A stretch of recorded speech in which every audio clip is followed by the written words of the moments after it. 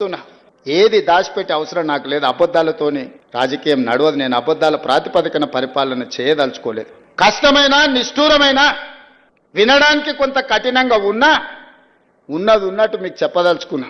అసలుకే నాకు తుట్టు ఉన్నది, మళ్ళీ తుట్టిలో భాగంగా మూలిగే నక్క మీద తాటికాయ వచ్చి పడ్డది అన్నట్టు మీరు సమ్మె పోటు ఏమన్నా ఇచ్చిందంటే ఇది రాష్ట్రానికి నష్టం సోదరులారా.